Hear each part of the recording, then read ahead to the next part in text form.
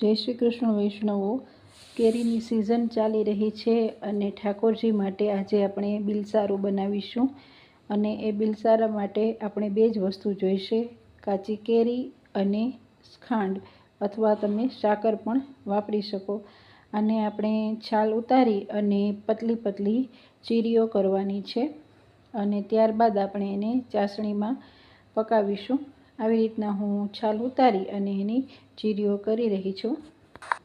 આ રીતના આપણે છાલ બરાબર ઉતારી લેવાની છે અને આના માટે મેં જે નાની કેરી આવે છે એનો ઉપયોગ કર્યો છે। આ નાની કેસર કેરી મેં એક નંગ લીધી છે અને એમાંથી આપણે બિલસારું સિદ્ધ કરીશું। અને તમે જરૂરિયાત મુજબ આ વધારે કે ઓછા પ્રમાણમાં કેરી લઈ અને ખાંડનું પ્રમાણ પણ એ જ રીતના માપથી વધારીને તમે આવી રીતે બિલસારું વધુ પણ સિદ્ધ કરીને રાખી શકો છો। હવે આપણે આની છાલ દૂર કરી લઈશું અને જે કેરી છે એમાંથી પાતળી પાતળી લાંબી એવી સ્લાઇસ આપણે કરી લઈશું અને ત્યારબાદ આપણે એને પકાવી લઈશું।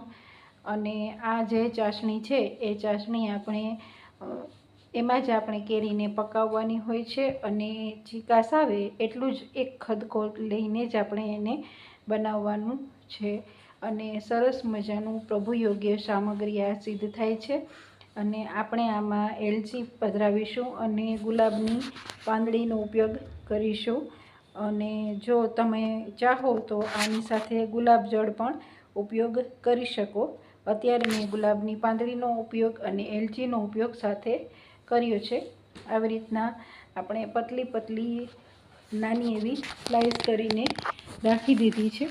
અને હવે ત્યારબાદ કઢાઈ મૂકી અને આપણે ચાસણી તૈયાર કરીશું। અને હવે જે જલ છે એ ચાસણી ડૂબે એટલું આપણે બનાવવાનું છે। ખાંડ ઉમેરી દીધી છે અને સાથે જે જલ છે તે ખાંડ ડૂબે એટલું આપણે લીધું છે અને હવે આપણે એને પકાવવા દઈશું। અને જ્યારે ખાંડ ઓગળવા માંડશે ત્યારે એની ચીકાશ આવશે એટલું જ આપણે બિલસારા માટે ચાસણી બનાવવાની છે।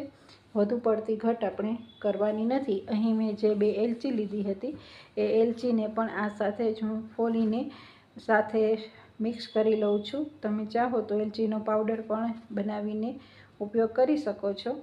અને સાથે જે કેરીની ચીરીઓ છે તેને પણ આપણે પધરાવી દઈશું। 1 થી 2 જ મિનિટની અંદર આપણી આ ખદકો તૈયાર થઈ જશે અને સરસ મજાનું પ્રભુ યોગ્ય બિલસારું તૈયાર થઈ જાય છે। તમે જોઈ શકો છો કે ચાસણી સાથે કેરીનો ખૂબ જ સરસ રસ મિક્સ થવા માંડ્યો છે અને ખદકો પણ આવી ગયો છે। આ સ્ટેજ ઉપર આપણે ચપ્પુથી ચેક કરી લઈશું કે આપણું કેરી બરાબર ખાંડ સાથે પાકી છે કે નહીં।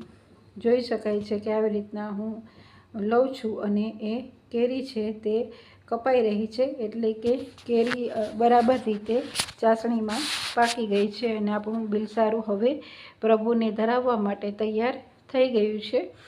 હવે આપણે આને ઠાકોરજીને જે ભોગ ધરાવીએ એની સાથે, એટલે કે રોટી સાથે પણ ધરાવી શકીએ છીએ। મેં અહીં રોટી સાથે આજના દિવસે બિલસારું સિદ્ધ કરીને પ્રભુને ધરાવ્યું હતું અને સરસ મજાનું આ બિલસારું તૈયાર થઈ ગયું છે।